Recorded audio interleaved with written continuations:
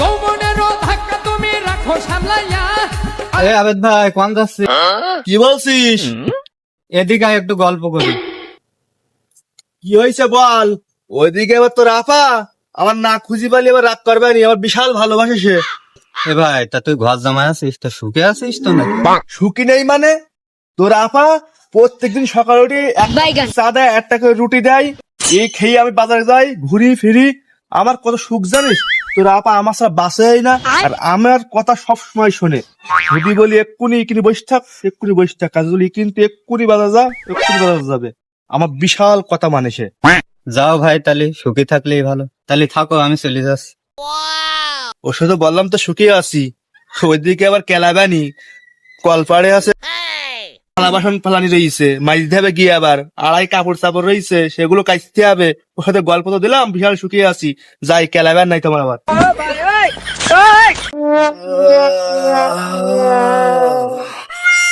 যাই বাজারটা একটু ঘুরিয়ে আসি, চা নাস্তা খেয়ে আসি।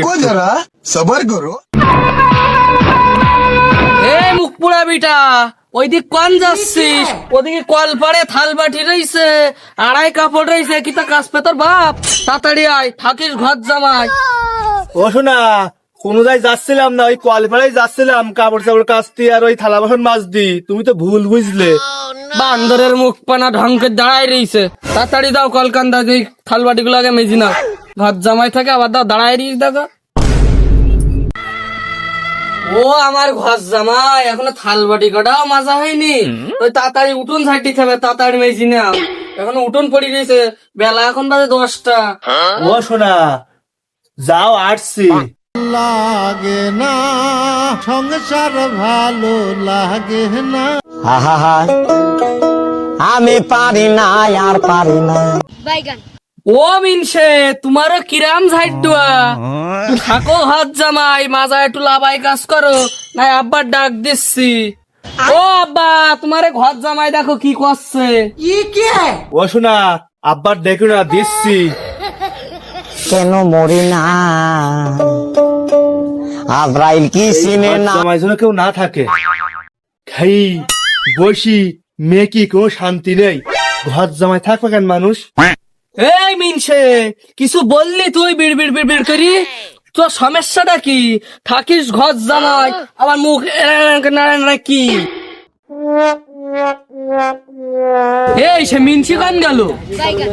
ও আব্বা, আব্বা, সে তোমার সে ঘর জামাই দেখো কনে গেল, উঠুন ঝাড় আবার তো খুঁজি পাচ্ছি নে। কি হয়েছে রে মা, এত ডাকছিস কেন?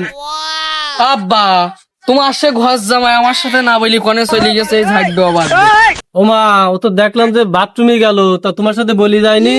ও হাক দিকে আমার সাথে তো কিছু বলি যায়নি। ওর এত বড় সাহস, আমার মেয়ের সাথে বলি যায়নি, হাক দিয়ে গেছে, কল দিয়ে কনে গেছে।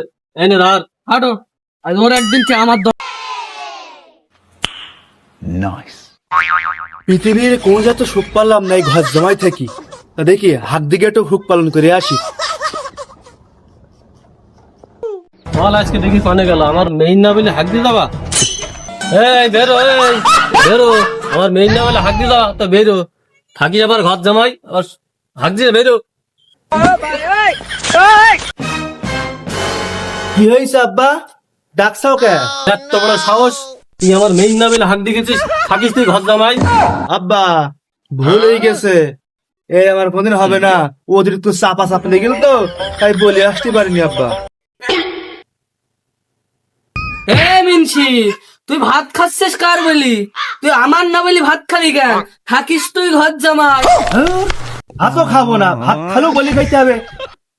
খালাম না তোর ভাত, এই চলে গেলাম। কতবেল থাকবার না খেয়ে দুপুর বেলা আবার চলে আসবা। আব্বা, সে ঘর জামাই বেলা 10টার সময় গন্ডল করে বাড়িতে বেরিয়ে গেল, এখন বেলা 1টা বাজে, এসলো না তো, চলো দিন খুঁজে আসি। চলো মাঠে, চলো খুঁজে আসি। আব্বা, ওই দেখো ঘর জামাই শুয়ে রয়েছে, আব্বা চলো চলো।